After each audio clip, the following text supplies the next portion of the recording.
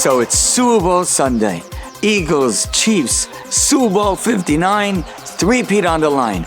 And the whole country is captured. People are excited about the pre and the post and the commercials and the halftime. And the whole culture of America comes forth on this day.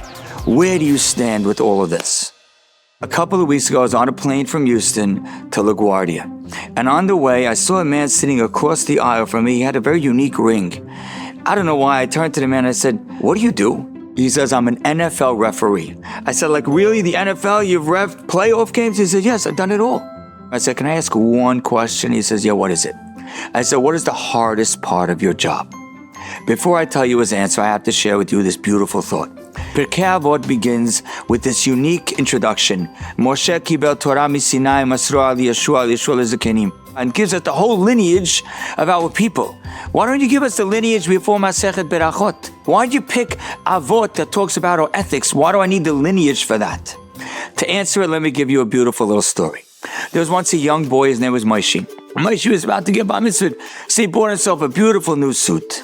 The suit was just 2 inches too long. So he comes into the house on a Thursday afternoon. He tells his mother, "Ma, could you do me a favor? Can you hem my suit 2 inches?" His mother says, "Moshe, do you see what's going on? I'm cooking for Shabbat. I have a lot happening. There's food, there's things." He goes to the housekeeper. "Maria, please, can you hem my suit 2 inches?" She says, "I'm so sorry, Senor Moshe. Too much happening. I have no time." So then he goes to his older sister who's in seminary. He says, "Rachel, could you hem my suit 2 inches?" Rachel says, "You know what I have going on? I'm in seminary. I was just dating. It didn't work out. I don't have time to deal with this. Get out. I can't deal with it." He goes to his high school sister. He says, "Sarah, could you hem my suit 2 inches?" She says, "Get out of my room. I'm on the phone with 4 different friends at the same time. I'm middle studying. I don't have time. Midterms. I don't have time for your suit." So Moshe doesn't know what to do. He goes to bed that night. He hangs up his suit in the closet. He goes to sleep. 6 o'clock in the morning, Friday morning, his mother wakes up. She says, "I feel so bad. Moshe is my cutest son." She goes into the room. She takes the suit. She hems it 2 inches. 7 o'clock, Maria wakes up. She says, "Senor Moshe is the nicest boy." She takes the suit out of the closet. She hems it 2 inches. 8 o'clock, Rachel wakes up. 2 inches. 9 o'clock, Sarah wakes up. Another 2 inches. By the time Moshe gets out of bed, he puts on the suit. It's not a suit anymore. It's shorts. That's how the ethics of the world is. Society's ethics, every generation cuts its own 2 inches. One generation says everyone's equal, everyone's not equal. Men are the same, women are this way, men are this way. Every race, every color, every type, every ethnicity. Marriage is this, or marriage is that. Care about animals, don't care about animals. America used to be woke, now Trump is here, everything is normal again. Every generation's got its own value system, its own ethics.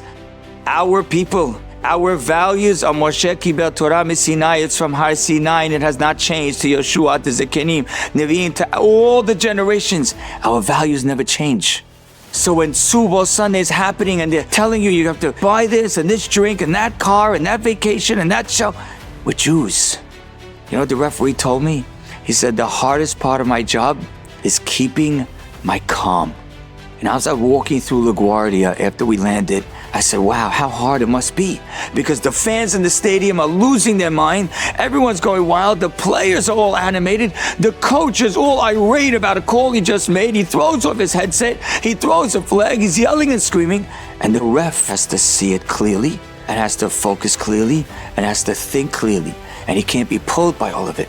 The same thing is being a Jew. The whole world could be all enamored. We have a different set of values and a different mentality. There's some Jews that don't see any of it. There's some Jews that maybe are aware of what's out there, but know how to put that protection.